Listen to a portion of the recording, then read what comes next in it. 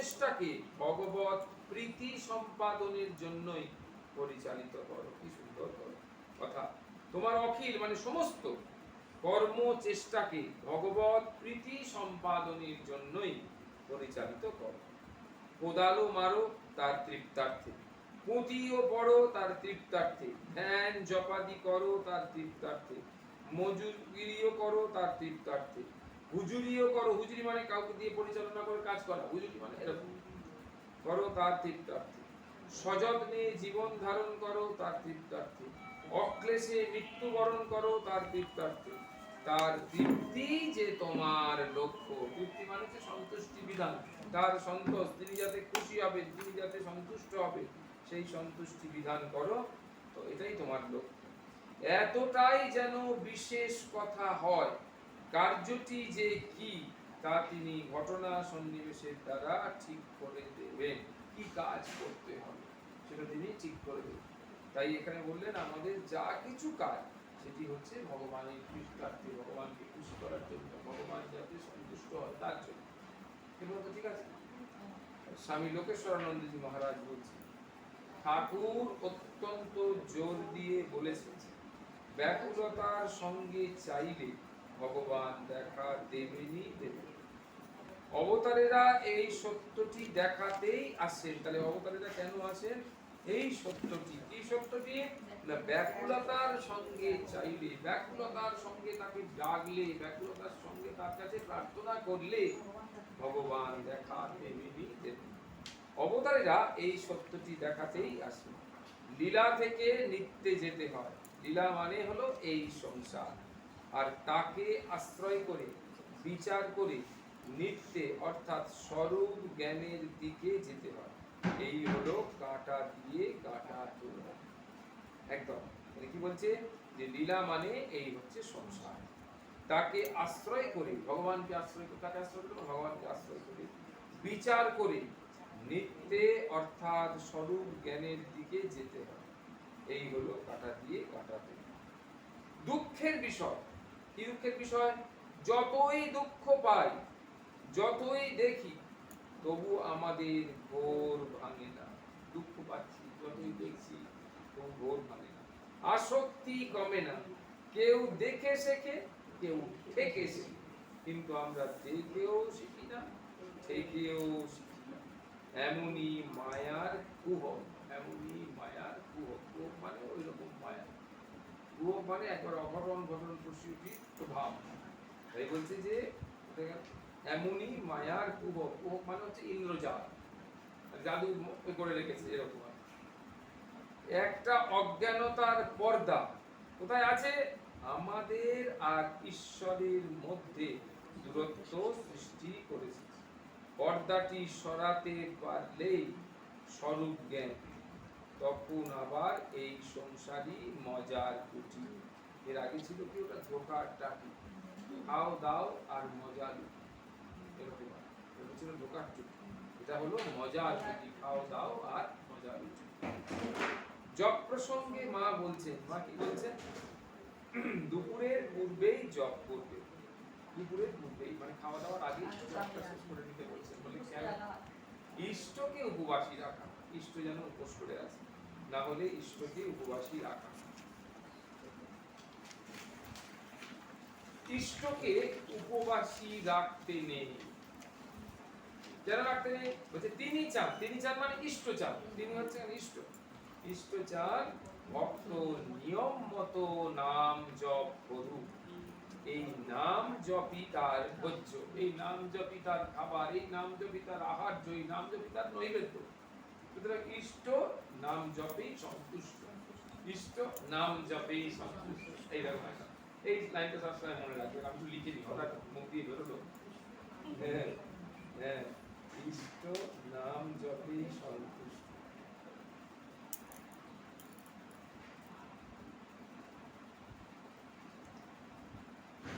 তাহলে এই জপই হচ্ছে তার ভোজ্য। স্বামী সর্বানন্দজি বলছেন, ইষ্ট নাম জপেই সন্তুষ্ট। স্বামী সর্বানন্দজি বলছেন, কে যে সাধন ভজন করে আর কে যে করে না, বাইরে থেকে তা বোঝা কঠিন। একজন হয়তো ফোঁটা তিলকও কাটে, মালা ঝোলাও বয়ে বেড়ায়, আসনে বসে 2-4 ঘন্টা কাল হয়তো চোখ বুজে বসেও থাকে, কিন্তু তথাপি হয়তো সাধন ভজন কিছুই করে না। আর একজন, সে কি করছে, হয়তো বড়শি ছিপে আধার দিয়ে সারা দিন খালের ধারে বসে বসে মাছ ধরছে, ঠাকুর ঘরের ধারও ধারে না, বর্ষ মাকে না, জটা ধারণ করে না, অথচ সুতীব্র সাধক। বাইরের আচরণ দেখে যখন কারুর ভিতরের অবস্থা বোঝবার উপায় নেই, তখন জগতের সকল লোককে প্রচ্ছন্নচারী সাধক জ্ঞান করে, এটা কত বড় কথা, মনে মনে সম্মান করে চলা উচিত। এটা বুঝতে পারছো?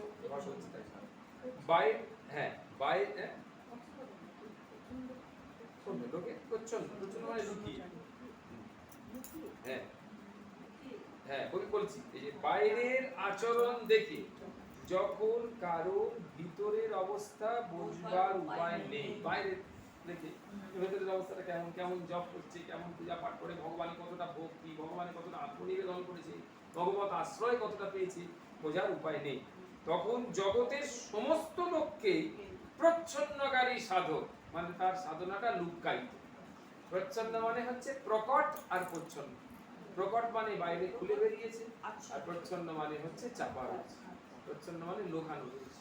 তাহলে প্রচ্ছন্নকারী সাধক জ্ঞান করে, মানে আমার সামনে একজন এসছে, তার বাইরে ফোটা টোটা কাটা নেই, তিলক টিলক নেই, মালা টালা কিচ্ছু নেই, সাধারণ প্যান্ট শার্ট পরে যাচ্ছে, কিন্তু আমি হয়তো জানি না যে সে বিরাট সাধক। সে বাইরে এরকম চুপচাপ প্যান্ট শার্ট পরে বেরোচ্ছে, বাইরে এরকম না। তাহলে এই যে জিনিসটা, এই জিনিসটা কিন্তু আমাদেরকে বুঝতে হবে। তাহলে সেই জন্য বলছে, কি যে সত্যি সত্যি ভক্ত, কি যে সাধক, কি যে নাম জাপো, আমরা না দেখলে কি করে বুঝবো? আমাদের সামনে তো সে আর জপ করে না, হ্যাঁ, বা আমাদের সামনে সবসময় ঈশ্বরের প্রসঙ্গও করে না। যদি ঈশ্বরের প্রসঙ্গ করতো তাহলে লোক জানতে পারতো না গো বিরাট ভক্ত, হ্যাঁ, সেটা আমি যখন যেখানেই যাচ্ছি সেখানেই ভগবানের নাম করছি, সাংসারিক কথা হলো সেখানে ঢুকে গিয়ে ভগবানের নামই করছি, তখন সবাই জানে না এই লোকটা ভীষণ ভক্ত এলো। কিন্তু যে লোক করে না, চুপচাপ শুনে আসে, কোনো প্রকাশ করে না, তাহলে লোক বুঝতে পারছে না যে আদৌ সে ভক্ত কিনা। কিন্তু যদি সত্যি সত্যি সে খুব একটা ভক্ত হয়, তাই না, সেটা তো আমরা বুঝতে পারবো না। তাই বললো যে সবাইকে জেনে করতে হবে এমন নয়, জগতের সকল লোককেই প্রচ্ছন্নকারী সাধক জ্ঞান করে মনে মনে সম্মান করে চলা উচিত। শ্রীম বলছেন মাস্টারমশাই, যিনি কথামৃতে লেখক, কথামৃতে যিনি সংকলন করেছেন, মহাপুরুষদের কৃপা কিংবা ভালোবাসা কিরকম, ঠিক যেন আঠার মতো আঁকড়ে ধরে থাকে। গুরু শিষ্য সম্বন্ধ, এই সম্বন্ধটা এটা কি, শুধু শরীরের সঙ্গে নয়, গুরু শিষ্যের সম্পর্কটাতে কোথাও শরীর নেই। তাহলে কি আছে, সকাল সন্ধ্যায় শ্রী গুরুর মূর্তির সামনে ধূপ ধুনো দিয়ে তার গলায় একটা মালা পরিয়ে দেবে, ভোরবেলা জপ করবার আগে শ্রী গুরুর স্তব করবে, আর সর্বদা মনে করবে যে তিনি তোমায় ধরে রয়েছেন, তবে তো মন স্থির হবে, পবিত্র হবে। তিনি তোমায় ধরে রয়েছেন, সেই গুরুকে ধরে রয়েছেন। দেখো সবসময় হয়তো আমরা মালা পেলাম না, সবসময় সকালবেলা উঠে হয়তো তাড়াতাড়ির মধ্যে আমরা গুরু স্তব করতে পারলাম না, তাতে কিছু অসুবিধা, কিন্তু গুরু যে মন্ত্রটি আমাদেরকে বড় আশা করে দিয়েছে, ওই মন্ত্রটার মাধ্যমেই কিন্তু ওইটা আমাদের কাছে একটা আইডেন্টিটি কার্ড, যেটা গুরু প্রদত্ত। ওই মন্ত্রটার মাধ্যমেই গুরুদেব আমাদের সঙ্গে তার ইষ্টের যোগাযোগ সম্পাদন, মানে বীজ মন্ত্র গুরু যেটা দিয়েছে। শ্রীরামকৃষ্ণ মাস্টারমশাইকে বলছেন, মাস্টারমশাইকে বলছেন যে দেখো আজকের বলরাম মন্দিরে, মানে বলরাম বসুর বাড়িতে আজকের বৈকালিক একটি ধর্মসভা হবে, সেখানে ঠাকুরের কথা, তুমি ওখানে যেও। মাস্টারমশাই ইতস্তত করে বলছেন, আমাকে তো কেউ চেনে না, আর আমি তো ওখানে কোনোদিন যাইনি, তাহলে আমার কিরকম একটু লাগছে ওখানে, যদি কেউ কিছু বলে। তখন বলছি এর নাম করবে, ওখানে গিয়ে তারা তোমাকে আমার কাছে এর কাছে পৌঁছে দেবে। তাহলে এই যে কথাটি বললে, তাহলে এর নাম করবে, অর্থাৎ ভগবানের নাম করলে ভগবানের কাছে পৌঁছানো যায়, এটা বলে গেল। সেই কথাটাই এইখানে এই জিনিসটা করে বলছে না কি, যে গুরু শিষ্য সম্বন্ধ তো শুধু শরীরের সঙ্গেই নয়, সকাল সন্ধ্যায় শ্রী গুরুর মূর্তির সামনে ধূপ ধুনো দিয়ে তার গলায় একটা মালা পরিয়ে দেবে, ভোরবেলা জপ করবার আগে শ্রী গুরু স্তব করবে, আর সর্বদা মনে করবে যে তিনি তোমায় ধরে রয়েছেন, তিনি আমাদেরকে ধরে তুমি নিয়ে চলো সকাল চিনি না, তবে তো মন স্থির হবে, তবে তো মনটা পবিত্র হবে, স্থির হবে, পবিত্র। বুঝা গেল? কোনো অসুবিধা নেই। শ্রী হিত প্রেমানন্দজি মহারাজ বলছেন ভগবত দর্শন হওয়ার লক্ষণ হলো, কি লক্ষণ? যে আমাদের কিছু হলে ভগবত দর্শন যে হচ্ছে, কি লক্ষণ সেটা? বলছে মান রহিত হওয়া। আমাদের কোনো মান পাওয়ার ইচ্ছে, আমাদের মধ্যে কোনো একটা মান পাওয়ার ইচ্ছে, যে আমাকে লোকে সম্মান করবে, সেই ইচ্ছাটা নেই। মোহ রহিত হওয়া, মান রহিত হওয়া, মোহ রহিত হওয়া, এটা 1 নম্বর, এটা 2 নম্বর। ব্যক্তি, বস্তু, স্থান, পরিস্থিতির কোনো প্রভাব হৃদয়ে না পড়া, মনে না পড়া, এটা হলো 3টা এবং ভীষণ ইম্পর্টেন্ট। কোন ব্যক্তি, কোন বস্তু, কোন স্থান, কোন পরিস্থিতি, কোন ঘটনা, এগুলোর কোনো প্রভাব হৃদয়ে আমাদের পড়বে না, একদম। সেটা হলো এরপরে পড়ে না। এটা বোঝা গেল? শ্রীমা সারদা বলছেন যারা পরমার্থ খুব চিন্তা করে তাদের মন খুব সূক্ষ্ম এবং শুদ্ধ হয়ে যায়। সে মন যা ধরে সেটাকে খুব আঁকড়ে ধরে। মায়ের কথা একদম যা, এবারে সে যে যেটাকে ধরলো, সেই মন যেটাকে ধরবে সেটাকে খুব আঁকড়ে ধরবে। যে চায় সে পায় না, যে চায় না সে পায়। যে হয়তো চাইছে তাকে ভগবান দিচ্ছে না। সরল বালক সভা, বাচ্চাদের যেরকম দে না দে না বাবা, দে না দিচ্ছে না। এবার এটা করে দিয়ে চলে গেল, খানিকটা চলে গেছে, দেখি খেলনাটা নিয়েই তার পেছনে পেছনে ছুটছে, নাও নাও নাও নাও। বলে এতক্ষণ তোকে বললাম তুই দিবি না, এখন আবার নাও নাও নাও করছিস। এরকম একটা বালক সভা। 7 নম্বর, স্বামী বিবেকানন্দ বলেছেন যে মানুষ একাকী সেই সুখী। একাকী মানে শুধু একা বাড়িতে থাকবে এরকম নয়। এখানে একাকী মানে হচ্ছে নির্জন, যার কোনো স্বার্থপরতা নেই, কোনো কামনা বাসনা নেই, কিছু নেই। এই সমস্ত অন্যান্য মানুষের থেকে যেন একটু স্বতন্ত্র ভাব নিয়ে একাকী নির্জন বাস করছে, সেই প্রকৃত নির্জন, সেই সুখী। সকলের কল্যাণ করো, সকলকে ভালো লাগুক, কিন্তু কাউকে ভালোবাসতে যেও না। এটা একটা বন্ধন, আর বন্ধন শুধুই দুঃখ ডেকে আনে। তোমার অন্তরে তুমি একাকী বাস করো, তাকে সুখ। এটা আমরা করে উঠতে পারি না, তাই না? বাস্তব জীবনে হয় না। আপনি বাস্তব জীবনে হয় না বলেই দুঃখ, আঘাত গুলো আমরা যন্ত্রণা, লাঞ্ছনা, গঞ্জনা, কত রকমের মনে কষ্ট, মনের আঘাত, হতাশা, বিষাদ, সমস্ত।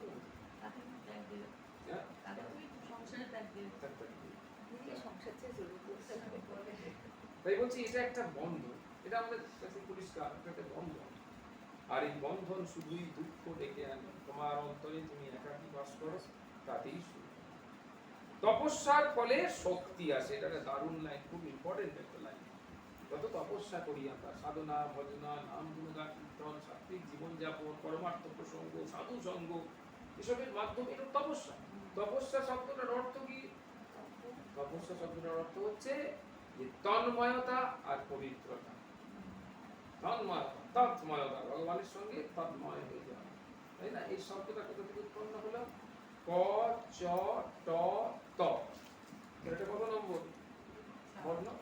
ক চ ট, 3 5 15, আর ত তারপরে মানে 16 নম্বর। আমাদের যে বর্ণ আছে, ব্যঞ্জন বর্ণ, তার ষোড়শ বর্ণ কি?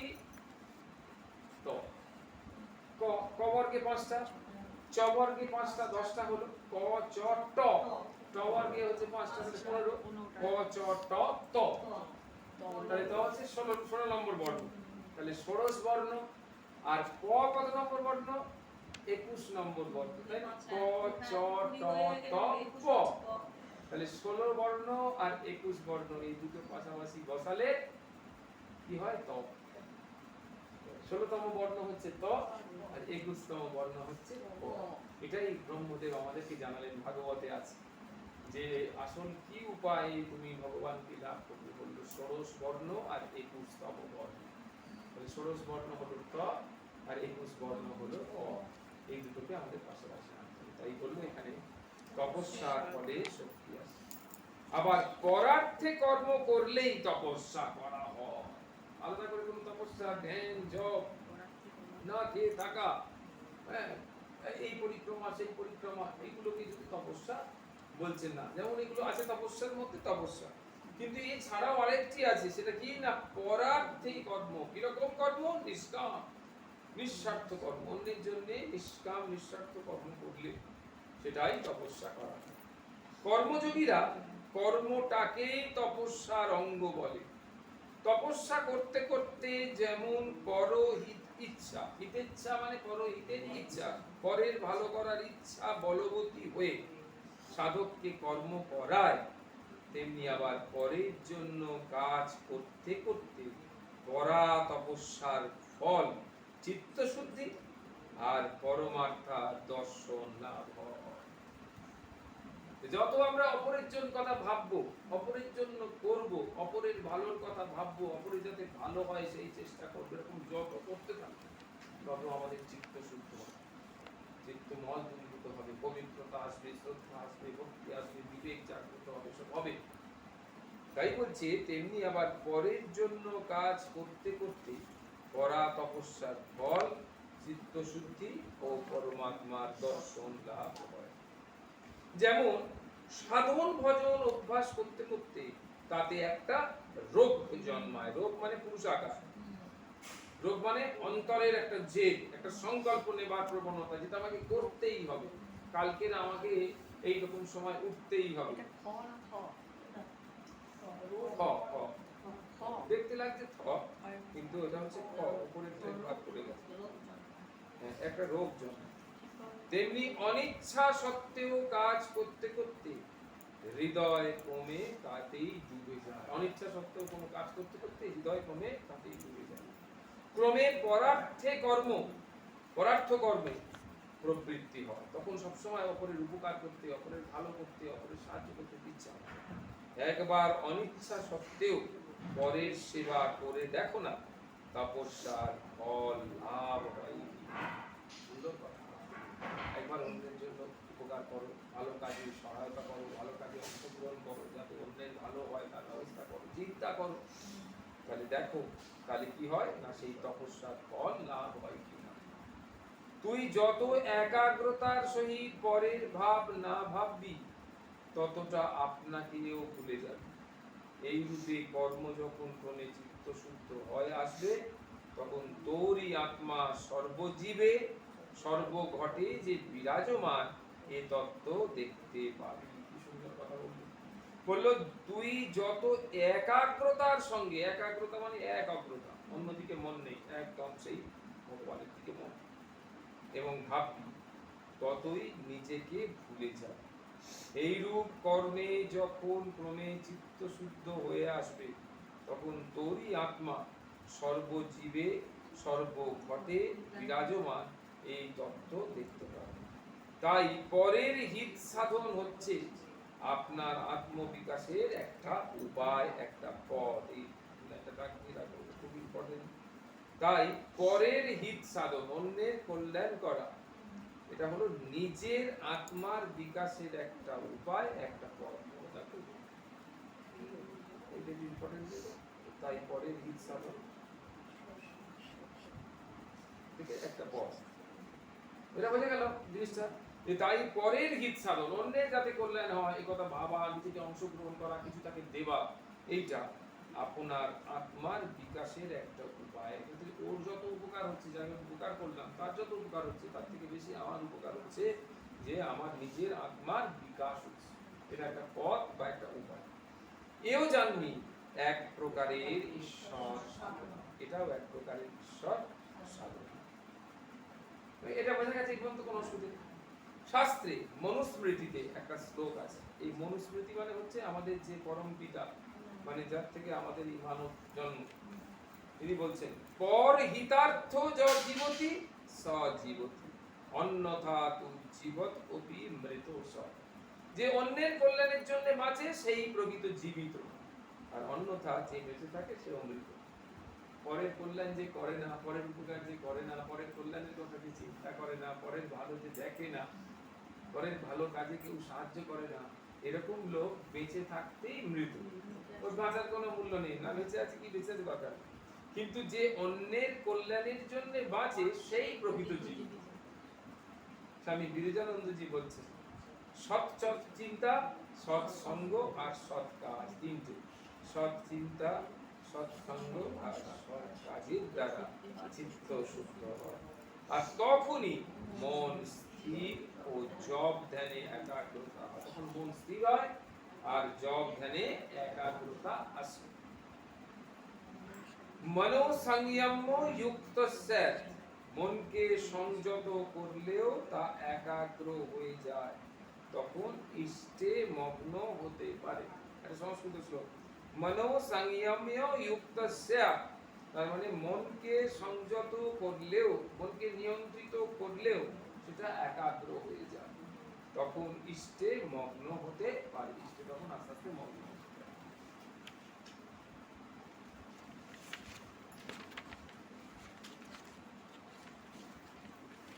এই পথ আছে যে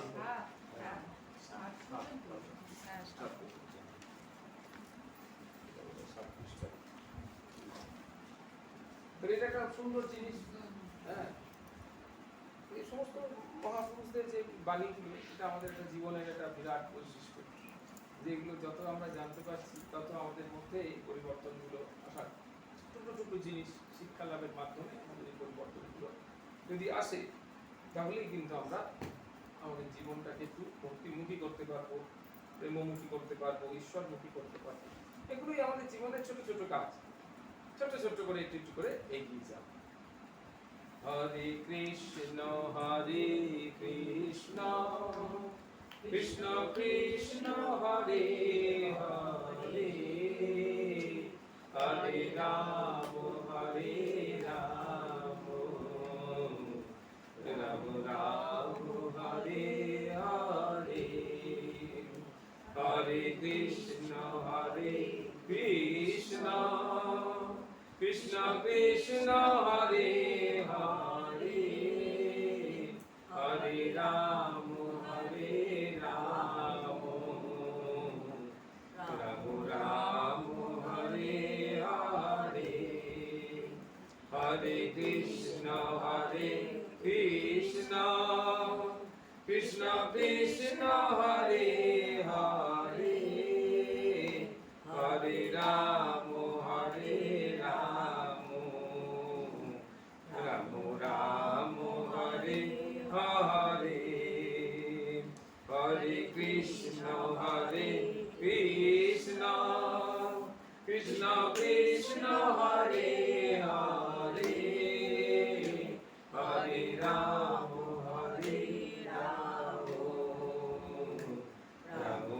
রাম হরে হরে, হরে কৃষ্ণ কৃষ্ণ কৃষ্ণ হরে হরে, হরে রাম রাম রাম হরে হরে, হরে কৃষ্ণ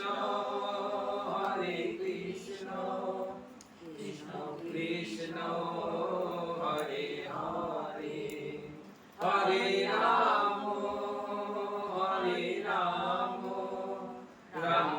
রাম রাম হরে হরে, হরে কৃষ্ণ কৃষ্ণ কৃষ্ণ হরে হরে, হরে রাম রাম রাম হরে হরে, হরে কৃষ্ণ কৃষ্ণ কৃষ্ণ হরে হরে, হরে রাম রাম রাম হরে হরে, হরে কৃষ্ণ কৃষ্ণ কৃষ্ণ হরে হরে, হরে রাম রাম রাম হরে হরে, হরে কৃষ্ণ কৃষ্ণ কৃষ্ণ হরে হরে, হরে রাম রাম রাম হরে হরে, শ্রী কৃষ্ণ চৈতন্য প্রভু